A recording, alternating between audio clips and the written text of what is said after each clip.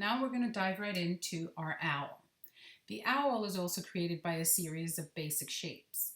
So I'm going to start here with the ellipse tool, and I'm going to drag out his little body first. If you hold down the the shift key, while you're dragging the ellipse, it'll give you a perfect circle. I sometimes like it to be a little not so perfect, so a little on the oval side just gives the illusion of like a fat belly. Let's see, he's going to be this pretty blue color, or she. Okay, so that's going to be the body. Now I'm just going to hold down Option, and I'm going to drag another copy of it. So if you hold down Option and just click and drag, it creates a copy of it. So this is going to be just one side of his face. There we go. Now I'm just going to work on one side for now, because if I work on one side, when I'm done creating the eyes and everything for the one side, then it's easier to make a symmetrical second side. So for now, this is good. Okay, now I'm going to go here to the pencil tool, and I'm just going to give him, owls have like this little hammerhead kind of look. It's the way they're depicted. It's not really the way they are in real life, I guess, but they're just depicted with like this little hammerhead. Some of them do have like that shape at the top, but they don't all do. Some of them have pretty round heads. But the common owl that you see illustrated usually has like these little points on the top of their heads. So I'm just going to create that to give that illusion.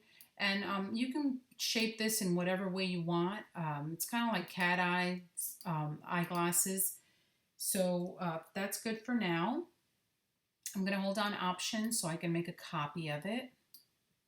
And then holding down Option, I'm going to go to this point here, and you'll see I'll get the double arrows. If I hold down Option, I'm just going to flip it. And that's just a quick way to work, but it doesn't give you exact mirrored image. You can always go to Objects, Transform, and then Reflect, and that'll give you the exact angle that you want. I always cheat and just kind of go that other way. So I think that looks good. You can always go here to align it perfectly, so vertical align, and it is aligned. So I'm going to select them both and go here to my Pathfinder palette, and I'm going to select the first shape mode, which is Unite, because I want them to be just one shape. So as you can see, it is almost like cat eyes, eyeglasses. Obviously, I don't want this little V shape here, so I'm going to go back to the pencil tool, and while I still have my shape selected there, I'm just going to drag from this point to this side because I want to straighten that out a little bit. I don't want that V there. And as I said before, when we were creating our owl, we can go to the smooth tool and smooth out these points, and then you'll get a much more precise shape. So there we go. Perfect. Now I'm going to create the one eye. And they're always exaggerated, the eyes for owls. So I want to make sure I give them nice big eyes. So first an ellipse tool, an ellipse shape just in white. And then I'm going to zoom in here just so I can see, and you can see what I'm doing a little better. And then his pupil is going to be pretty close to the center here. So that's also an exaggeration, just so he looks a little more goofy. And then I'm going to give his eye a little bit of a shimmer, so I'm going to drag another ellipse here. That's going to be white. Let me take off the stroke on that there. And then I'm just going to drag another little like glimmer of light here. And again, this is just preference. You can do whatever shapes work for you, and whatever pupils work for you, any color. It's really basically up to you. So I'm going to zoom out a little bit. And now, as I said before, I try to create once and then just do symmetrical, because if not, you're just doing double the work to try to figure out the dimensions of everything you did on the left side to recreate on the right side. So I'm just going to select it all, and I'm going to hold down Option and drag, and that creates a copy, as I said earlier. And now you can leave him this way where he's kind of scared and looking to the left like that, the right like that, but I'm actually going to use Transform and Reflect. I won't cheat this time. I'll go the actual route. And there we go. So he's got a cute look to him. You can, let's see, maybe we can make these eyes, these pupils just a little closer, and everything's adjustable. You can just fix it whichever way you want. And there we go, that looks good. So now we can go ahead and unite these all these shapes together. And the reason why I didn't do it earlier is because I wanted to keep the contour, um, the perfect dimensions between while we were setting the eyes onto the face like that. But now that we don't need these lines anymore, I'm going to select both blue shapes and go again to the shape modes and click unite. And there we go. So now let's move on to his nose. His nose is just going to be a little triangle. It's a beak. So a little triangle beak works well. It's going to be green. And I'm going to go to my arrow here and flip it. Okay. Just going to rotate it a little bit and bring it to here. Perfect. Now using the pencil tool again, I'm just going to create a little bit of a V here so it gives the illusion of like a mouth. I don't like that one too much, so let's do that one again.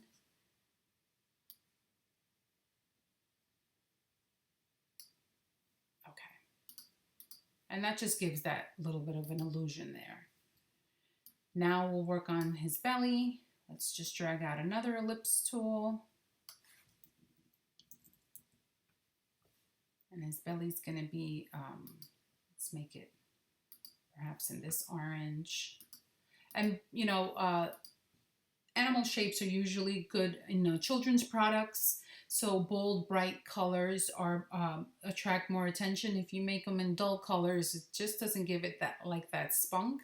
But you can find a bunch of color palettes inside of Pinterest or on any of these other color sites where you can use them as a basis. I just happen to have these 4 colors already created here in my swatches palette, but you can import any swatch color palette that you want to work on your project. And I always try to have the color palette available first before I start creating. It just helps me create the character better.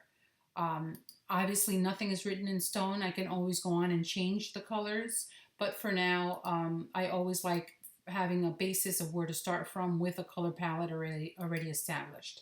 So now let's work on his wing. I'm going to just drag out an ellipse tool here, an ellipse shape, and that's going to be pink.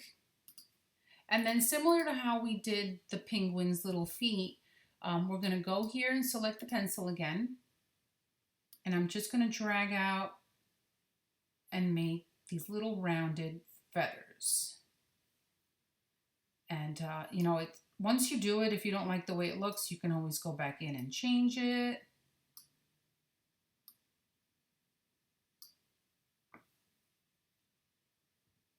Okay, that looks good to me.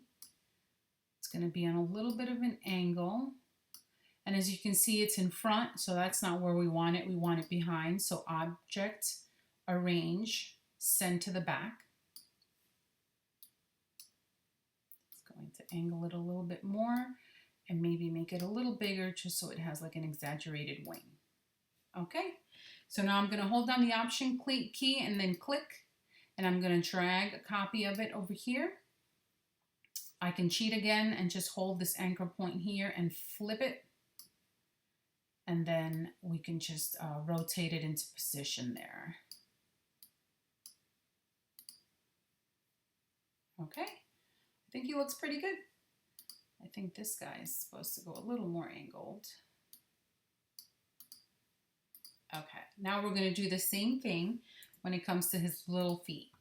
So I'm just going to drag out an ellipse tool again, an ellipse shape, using the ellipse tool. And going into the pencil here, I'm just going to draw little feet. I always go for just 3 toes. I'm not sure really how many toes they have, how many little fingers they have, their toes, but I always go for 3. It's just cute. So holding down the Option, I'm just going to go to this anchor point and flip it a little bit, just like we did on the penguin, just to give it that illusion that it's got a little bit of perspective. So let's send this to the back. And I think that looks good. So I'm going to hold down Option, click and drag. That creates a copy. Let's turn it out a little bit so it's a little bit on a little bit of an angle there. And we can move that up. Okay, so I think that looks good. He's a cute little owl. The other thing we can do with this owl is put him on a perch or a branch. So I'm just going to drag out